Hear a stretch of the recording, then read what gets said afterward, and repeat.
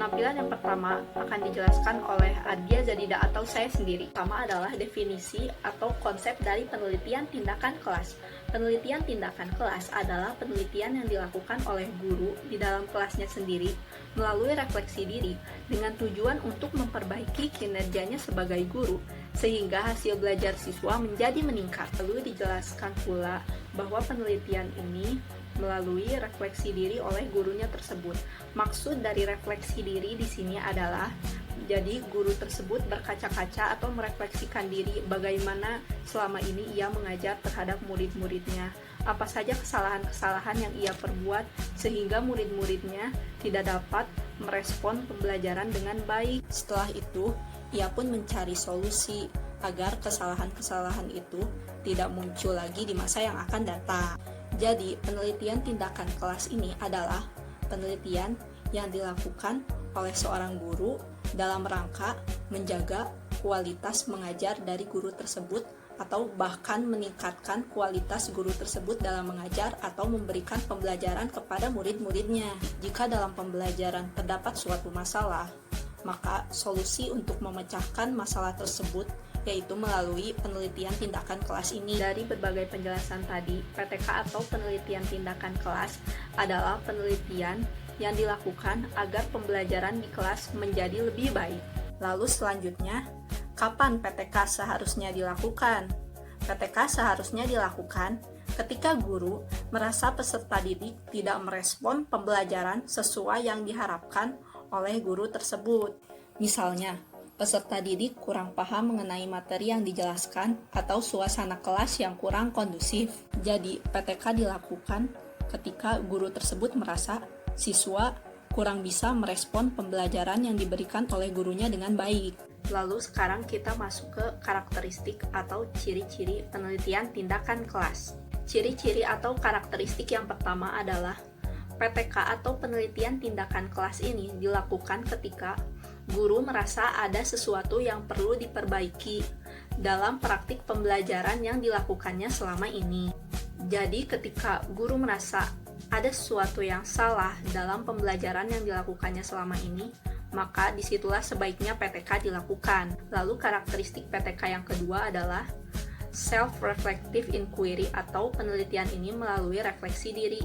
Ini berarti guru mencoba mengingat kembali apa yang dikerjakannya di dalam kelas, apa dampak tindakan tersebut bagi siswa, dan yang terpenting guru tersebut mencoba memikirkan mengapa dampaknya seperti itu, seperti yang telah dijelaskan di awal tadi. Jadi, PTK ini dilakukan melalui refleksi diri oleh guru tersebut. Jadi, guru tersebut seperti melihat ke dalam cermin apa saja kesalahan-kesalahan yang ia perbuat dalam mengajar dan memberikan pembelajaran kepada siswanya. Setelah itu, guru tersebut mencoba mencari solusi dan memperbaiki agar kesalahan-kesalahan tersebut tidak terulang di masa depan, sehingga murid dapat merespon pembelajaran lebih baik atau sesuai dengan apa yang diharapkan oleh guru tersebut. Lalu karakteristik PTK yang ketiga adalah penelitian tindakan kelas dilakukan di dalam kelas, sehingga fokus penelitian ini adalah kegiatan pembelajaran berupa perilaku guru dan siswa dalam melakukan interaksi. Penelitian tindakan kelas ini dilakukan di kelas ya, karena kan tujuan penelitian tindakan kelas ini adalah memperbaiki pembelajaran di kelas, baik kinerja gurunya sendiri maupun hasil belajar siswa. Lalu karakteristik yang keempat adalah penelitian tindakan kelas bertujuan untuk memperbaiki pembelajaran. Perbaikan dilakukan secara bertahap dan terus-menerus selama kegiatan penelitian dilakukan. Ya, dalam penelitian ini bertujuan untuk meningkatkan pembelajaran yang ada di dalam kelas. Untuk gurunya sendiri, penelitian ini bertujuan untuk meningkatkan performa guru dalam mengajar siswa-siswanya. Lalu untuk siswanya sendiri, penelitian ini bertujuan agar meningkatkan hasil belajar siswa itu sendiri. Lalu karakteristik yang kelima adalah penelitian tindakan kelas ini bersifat siklis atau ada siklus tertentu yang harus kita lakukan ketika melakukan penelitian tindakan kelas. Jadi dalam melakukan penelitian tindakan kelas ini tidak asal-asalan, ada tahapan-tahapan yang membentuk suatu siklus yang harus kita lakukan.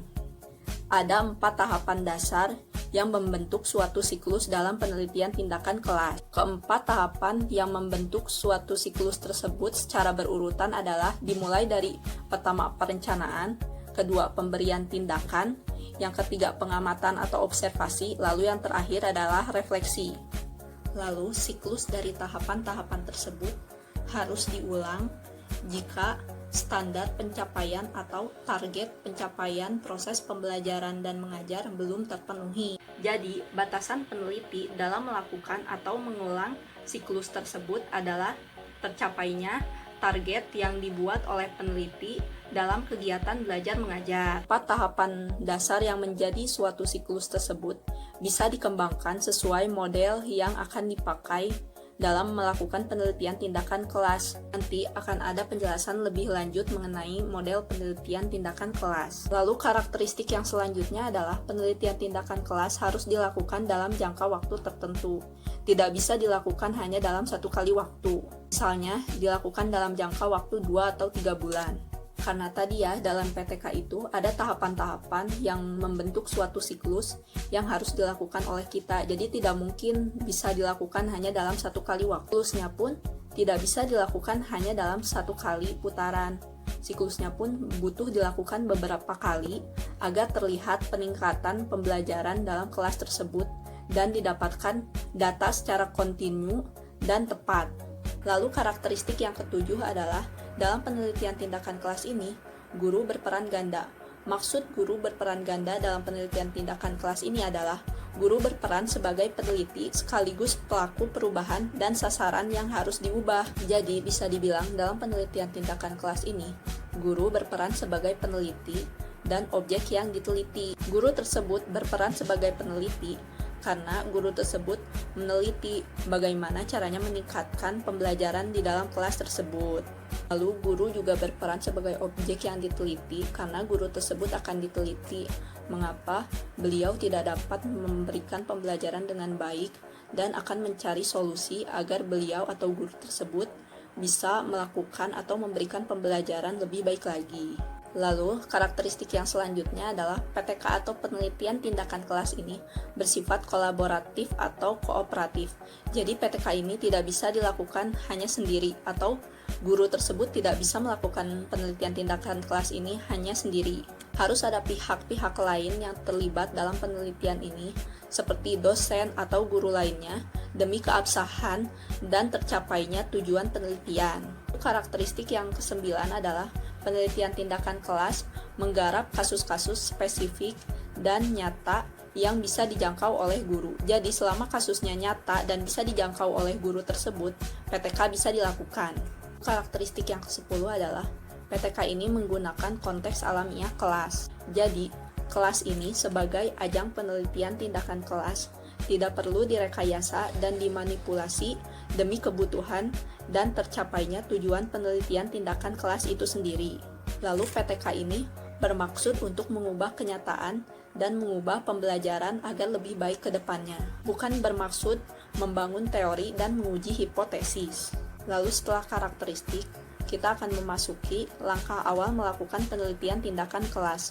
Jadi sebelum melakukan penelitian tindakan kelas, ada 2 hal yang perlu kita cermati sebelum melakukan penelitian tindakan kelas. Langkah yang pertama adalah mendiskusikan fokus penelitian bersama dengan mitra penelitian, seperti rekan sejawat, dosen terkait, ataupun kepala sekolah. Jadi, kita harus mendiskusikan terlebih dahulu fokus permasalahan yang ingin kita ambil dalam penelitian tersebut.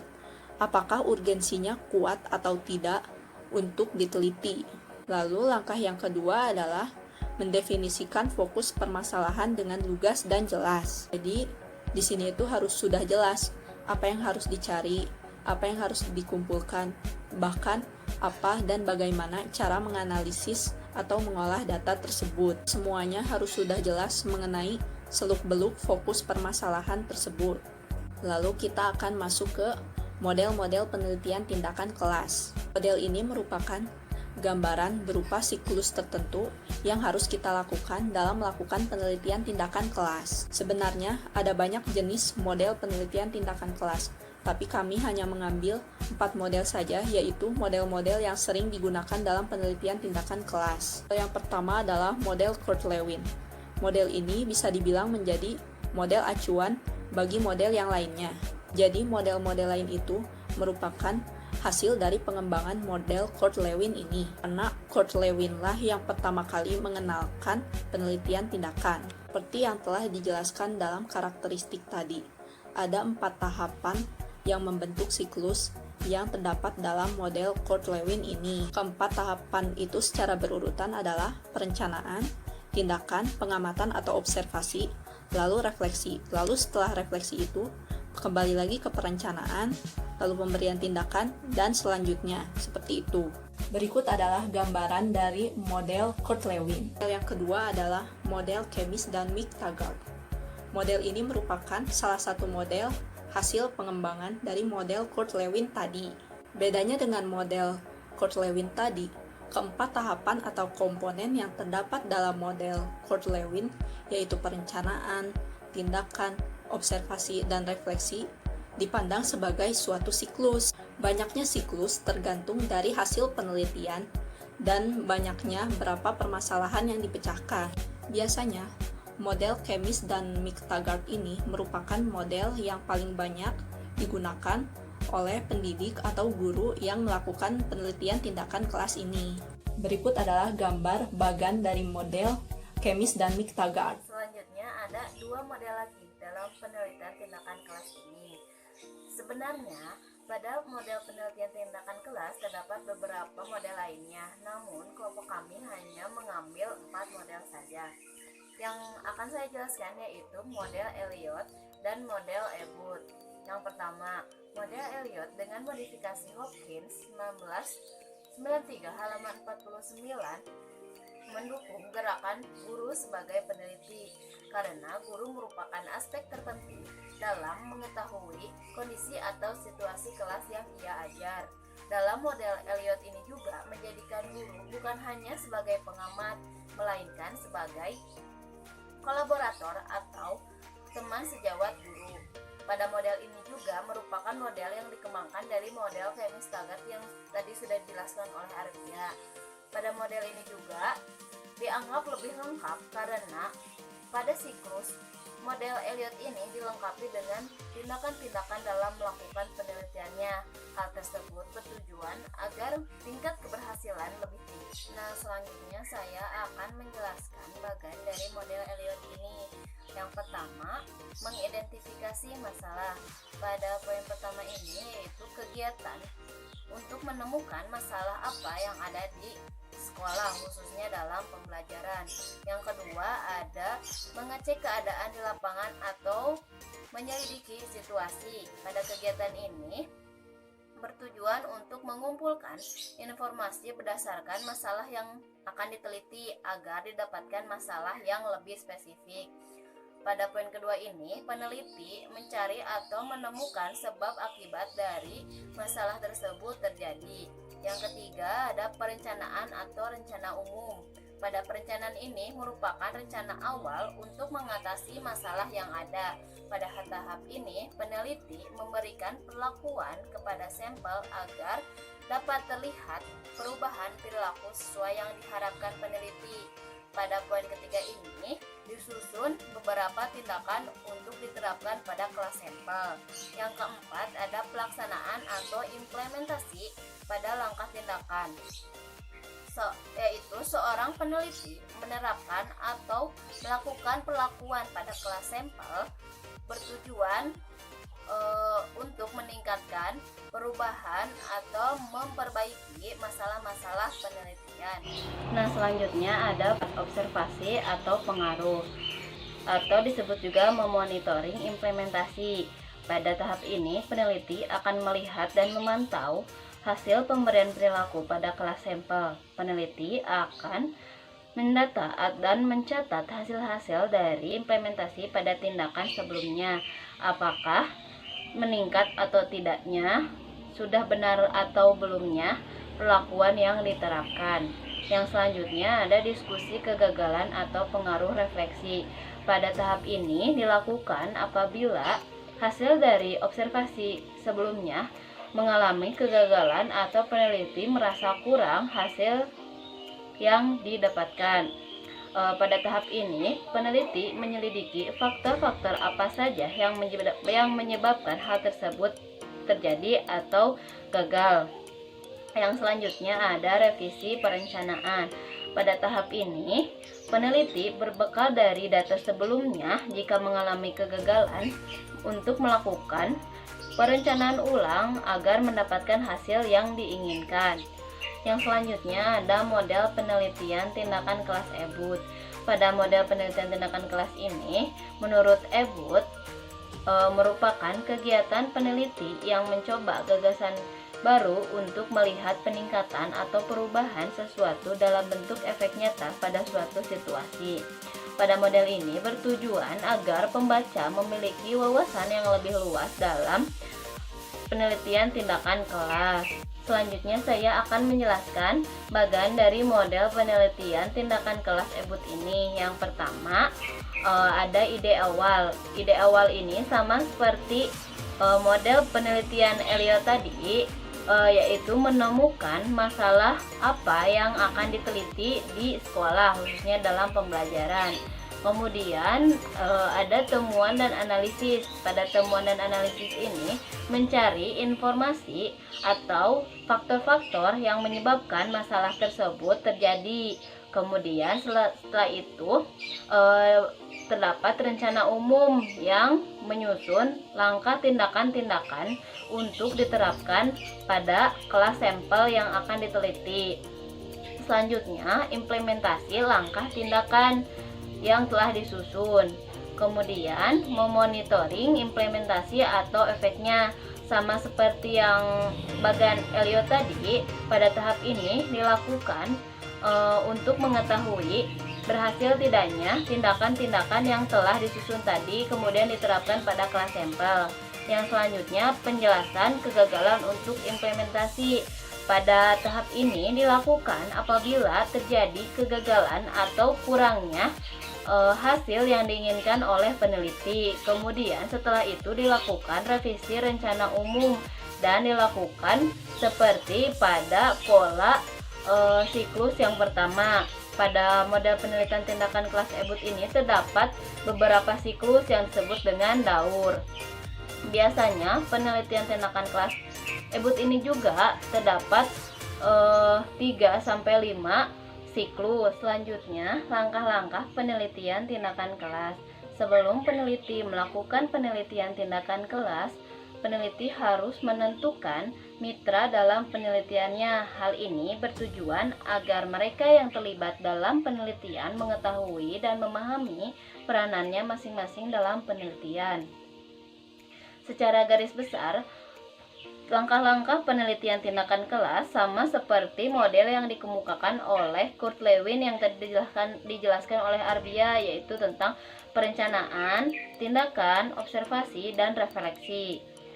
Selanjutnya saya akan menjelaskan langkah-langkah penelitian tindakan kelas secara rinci. Yang pertama, mengidentifikasi dan merumuskan masalah. Pada poin pertama ini merupakan fokus pada objek penelitian. Masalah yang akan diteliti harus dirasakan dan diidentifikasi oleh guru sendiri sebagai peneliti. Pada poin ini merupakan kegiatan untuk menemukan masalah apa yang akan diteliti, seperti kekurangan dalam penerapan model pembelajaran, penggunaan metode, keaktifan siswa, dan lain-lain. Yang kedua, menganalisis masalah. Pada poin kedua ini diperlukan untuk mengetahui dimensi-dimensi penting yang ada dalam masalah itu dan untuk memberikan penekanan secara lebih jelas pada masalah yang akan diteliti. Poin kedua ini, peneliti menganalisis sebab akibat mengapa masalah tersebut dapat terjadi. Analisis ini dilakukan dengan cara diskusi dengan teman sejawat atau fasilitator dan kajian pustaka yang relevan.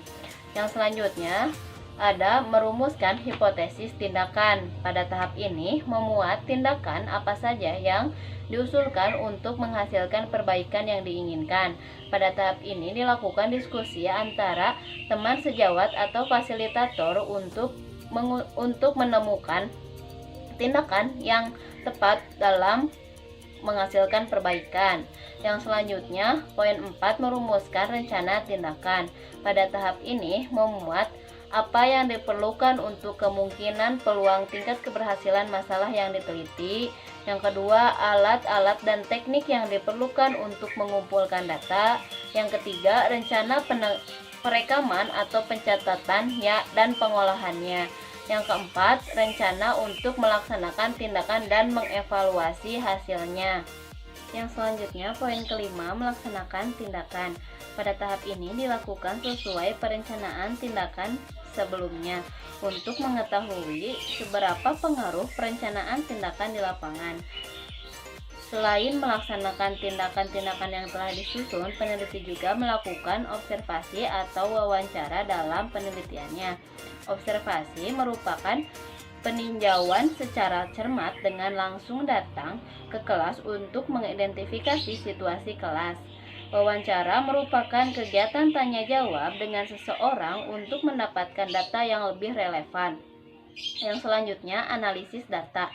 Pada tahap ini, peneliti mencermati semua hasil catatan, rekaman, data yang diperoleh di lapangan untuk dilaksanakannya refleksi. Semua hal yang didapatkan tersebut untuk mengetahui apakah ada perubahan ke arah perbaikan atau peningkatan kualitas.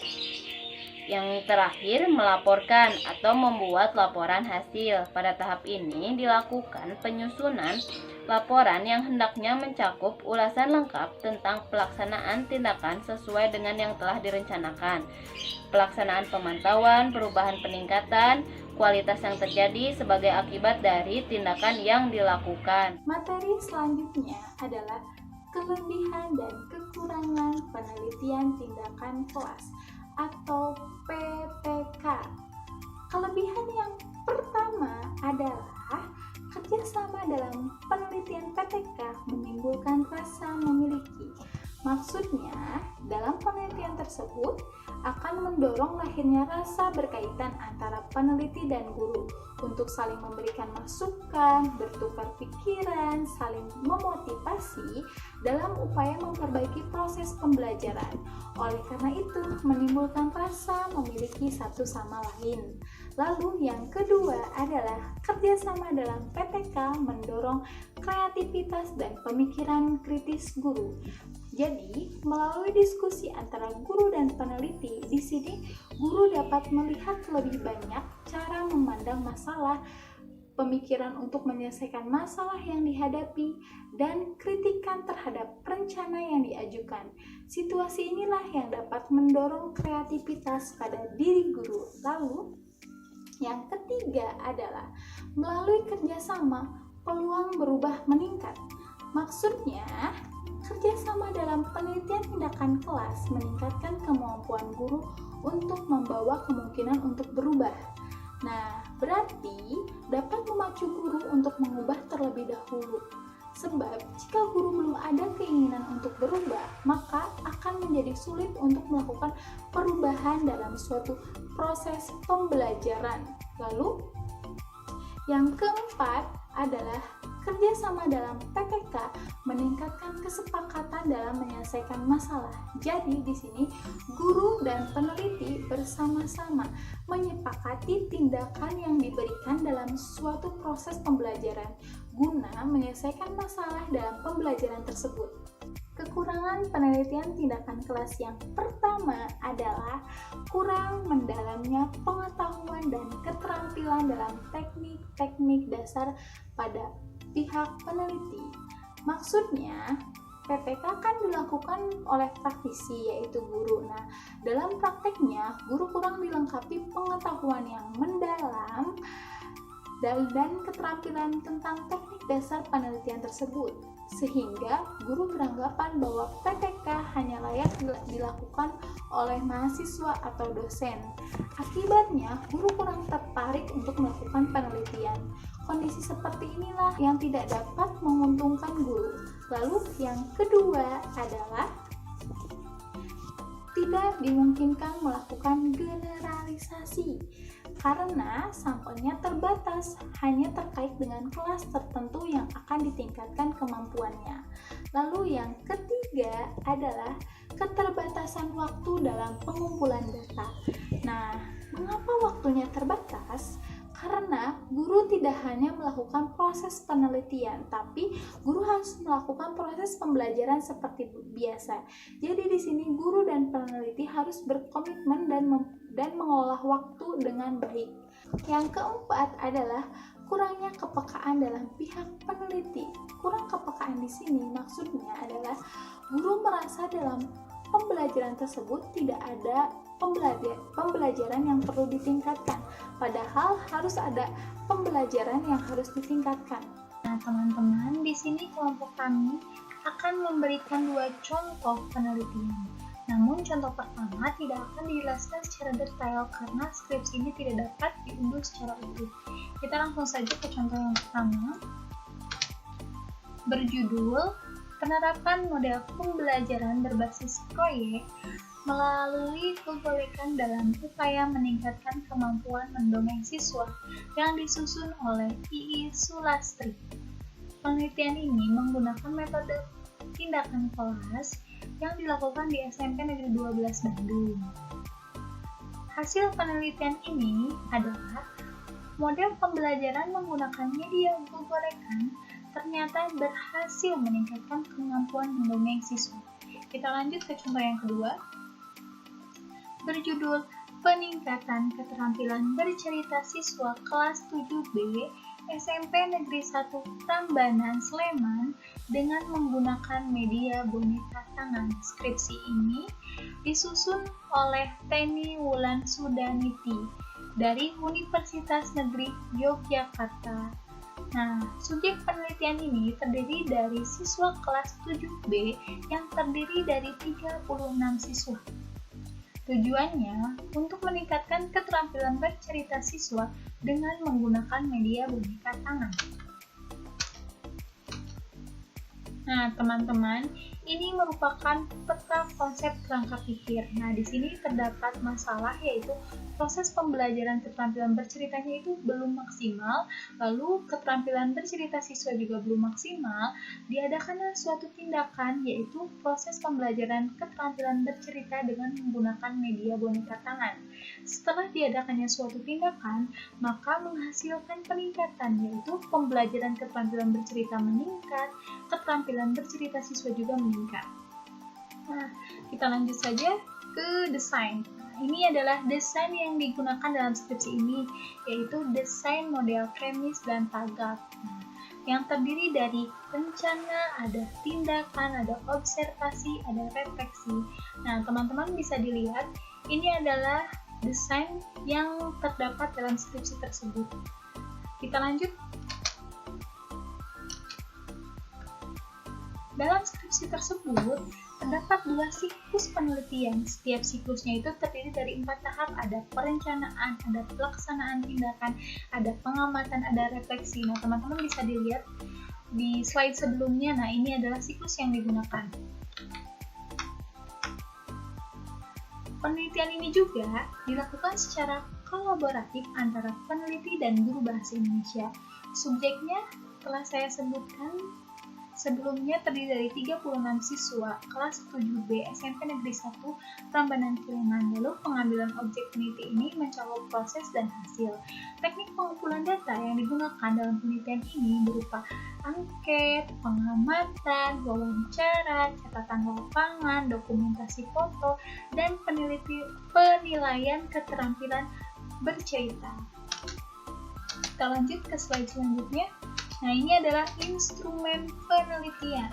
Yang pertama adalah catatan lapangan. Catatan lapangan ini digunakan untuk mencatat tingkah laku dan kegiatan guru dan siswa selama proses pembelajaran berlangsung. Lalu ada lembar pengamatan.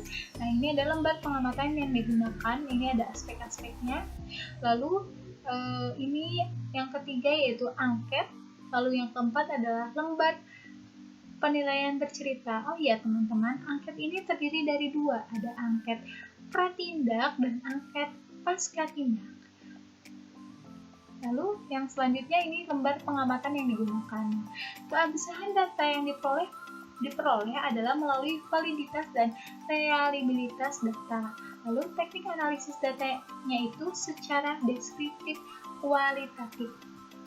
Hasil penelitiannya. Yang pertama itu hasil pengamatan proses pembelajaran keterampilan. Nah, bisa dilihat ya, aspek-aspeknya itu terdiri dari 5, lalu bisa dilihat pada saat pratindak itu nilainya 12,67, lalu pada saat siklus 1 nilainya, total nilainya itu 14,83, siklus 2 yaitu 16,53.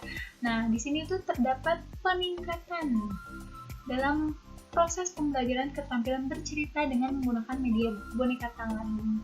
Lalu kita lanjut hasil penelitian yang selanjutnya yaitu tentang penilaian keterampilan bercerita siswa kelas 7B dari pratindak sampai siklus 2. Nah, teman-teman bisa dilihat ya, ini adalah aspek yang dinilainya. Nah, ini bisa dilihat jumlahnya yaitu terdapat peningkatan yaitu 6,72. Nah, bisa dilihat juga oleh teman-teman di diagram bahwa terdapat peningkatan dari pratindak sampai siklus kedua.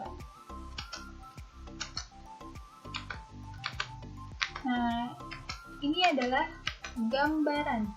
Ini pada saat pratindak, lalu ini pada saat siklus 1 diterapkan, lalu ini pada saat siklus 2 diterapkan. Nah, ini adalah hasilnya. Kesimpulan dari penelitian ini adalah keterampilan bercerita siswa kelas 7B SMP Negeri 1 Prambanan telah mengalami peningkatan baik secara proses maupun produk setelah diberikannya tindakan menggunakan media boneka tangan. Nah, itu adalah contoh penelitian tindakan kelas. Cukup sekian presentasi dari kelompok kami. Mohon maaf apabila ada kesalahan. Wabillahi taufiq wal hidayah. Wassalamualaikum warahmatullahi wabarakatuh.